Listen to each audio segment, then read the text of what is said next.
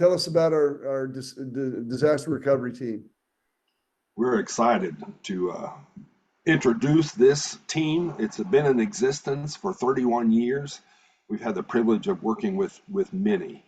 The long and the short of it is churches around Missouri gather together to respond to those storm victim issues and hopefully provide comfort and relief to them.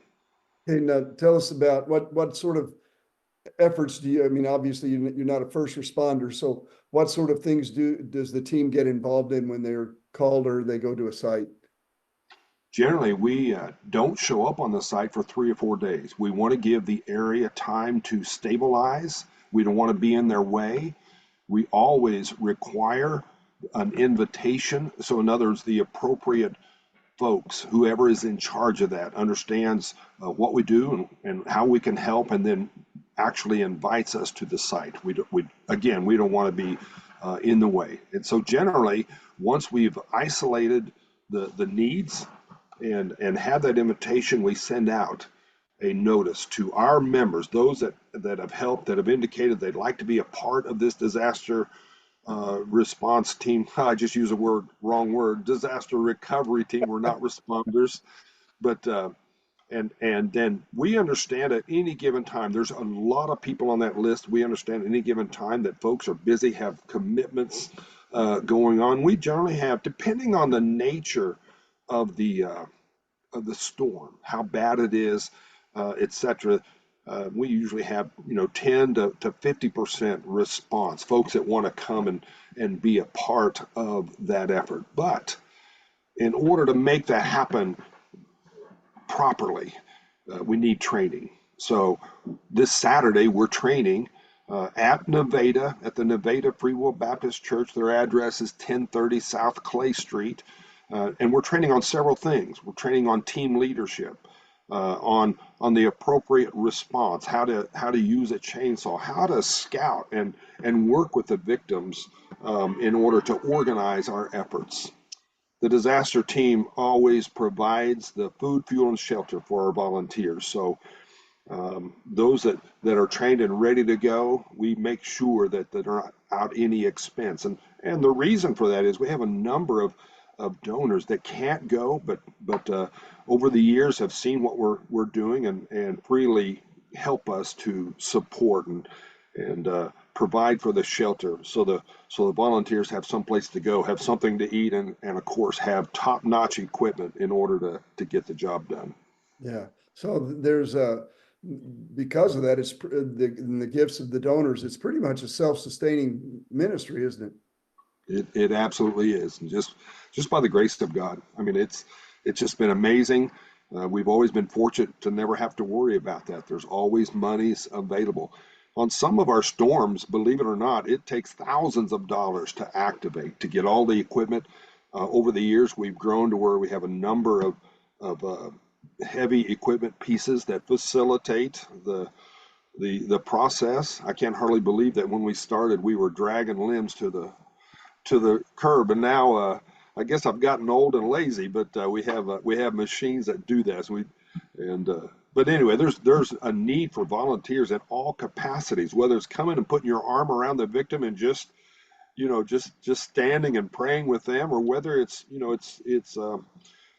we still drag limbs, we still clean out houses. Sometimes we're just helping them pick up the debris inside their house, salvaging what needs to be salvaged with the roof off, and we also cover houses.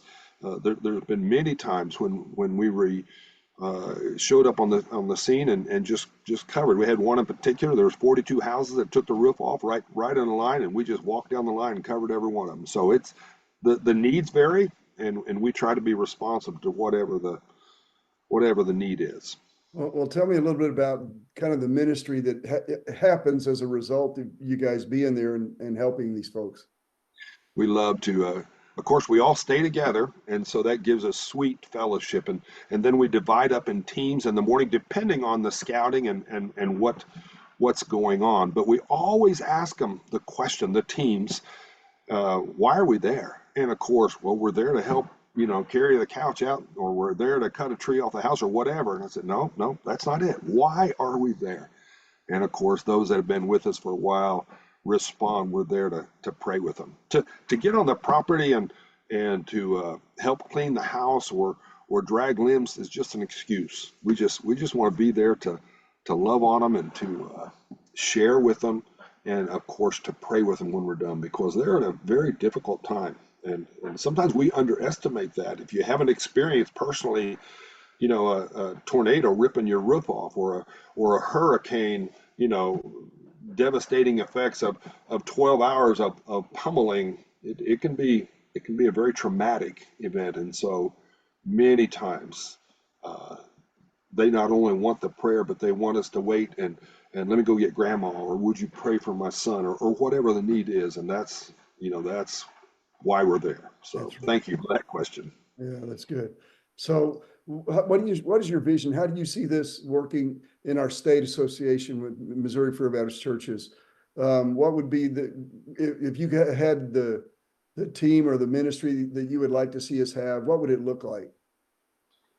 That is a great question, and it points to all the different needs that we have, but it's the single biggest need at the beginning is finding the appropriate people. So if a storm would happen in your community, we don't have any way to know who's in charge.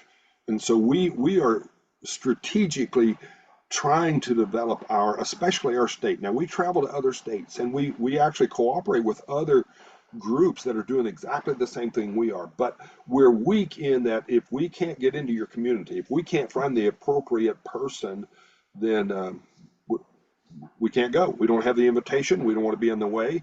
We don't know what tools to bring. So strategically, we need those contacts around the state. If your role, even as you listen to this, isn't anything more than just helping us get there, helping us find the right people, that would be tremendously valuable. So don't underestimate, the different needs that we have or that you might be able to fill. Yeah. And I can see where churches can become staging areas if there's storms or whatever in their area, places for guys to stay, help with meals. There's a lot of ways churches can be involved. And then I also think it can be really beneficial for some of our churches who have men's groups across the state to get the guys involved in something that's really hands-on and helping in a really, really important way. So I think it really has potential to really be good for the guys, especially in our state, just working together and serving together. Tell us a little bit more again about what's happening Saturday, go with the place, time, and all that again, just so we kind of make that a priority for this week. Well put. And I just want to emphasize the last thing that you said. We, men, women, children, we put them all to work. We're very careful, and you'll find that we're very safe. We require safety gear. We require team leadership that has experience, that they don't even handle a chainsaw or whatever. They just keep an eye on everything to make sure no one's in harm's way. Every team has a leader that's specifically trained for that. We have over and over seen, men and women want to be a part of a church. They want to be a part of a ministry. And sometimes they don't know. Sometimes if they don't feel like their gift is teaching Sunday school, then they just don't fit in. And this many times has drawn people to churches. And we're organizing within the State Free Will Baptist Missions Network, but we attract many churches, and we encourage all churches to, if they would like to be a part of this, they're more than welcome. And we don't always end up staying at a Free Will Baptist Church. Sometimes other churches are more strategically located or have the facilities, that we might need. In answer to your question, this Saturday, we are meeting at 10 o'clock. And the specific need this Saturday is training, but the church there in Nevada, Missouri, has several trees they need removed that are not in a dangerous position.